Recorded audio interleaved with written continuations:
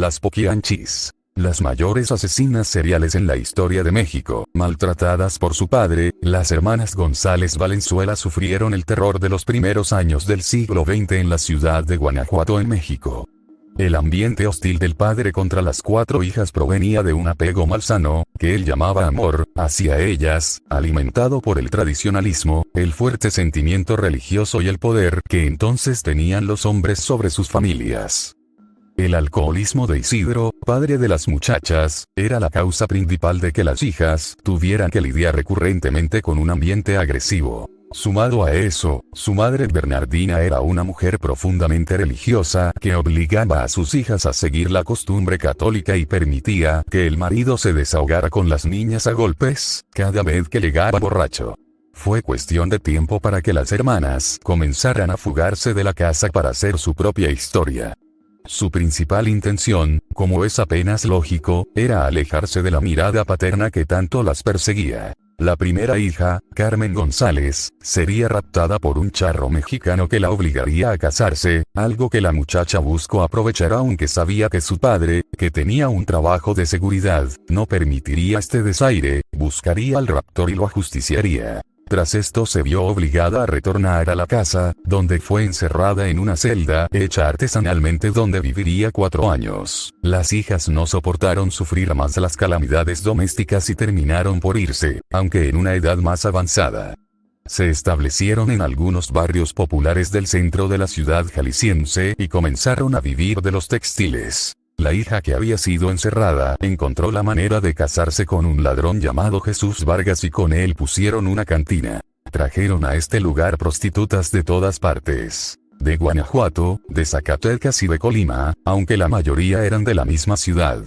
Aquellas eran reclutadas jóvenes y confundidas y se les obligaba a tener relaciones con los clientes del negocio.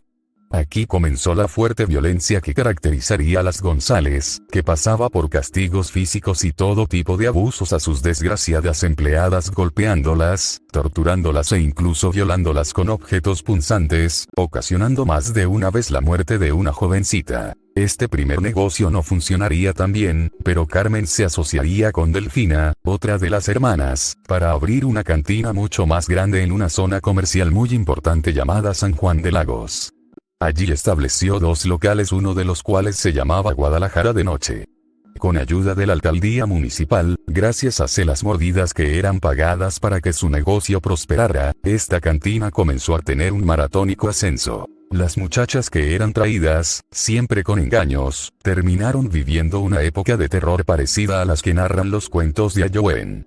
Eran mal alimentadas, obligadas a trabajar a bajísimos precios y vigiladas para que no hicieran nada que fuera considerado ilegal por las hermanitas González Valenzuela.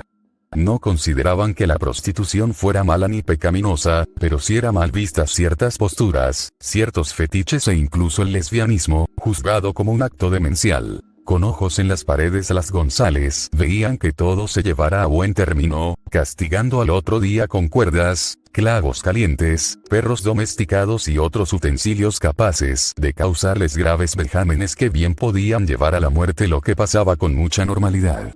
Las prostitutas vivían encerradas y no podían pedir ayuda por el mismo motivo de ser fuertemente vigiladas.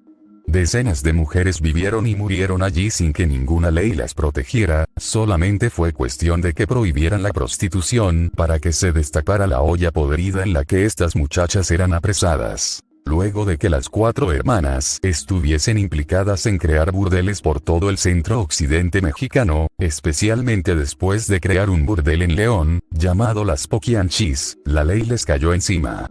Su reacción fue bastante violenta, resultando muerto en una escaramuza uno de los esposos de las González.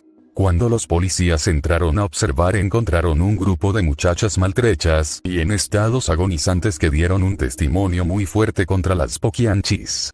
Se les reconoció el asesinato de 91 mujeres, aunque algunos creen que el número real es más cercano a 150, y se descubrió que cuando quedaban en embarazo sus hijos eran abortados a la fuerza, muriendo muchas veces las madres de los bebés.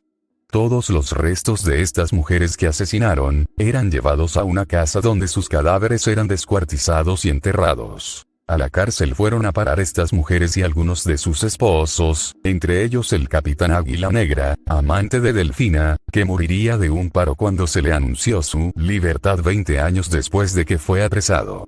Las hermanas también murieron en la cárcel, algunas por accidentes, y solo la hija menor, María de Jesús, sobrevivió al martirio de la prisión.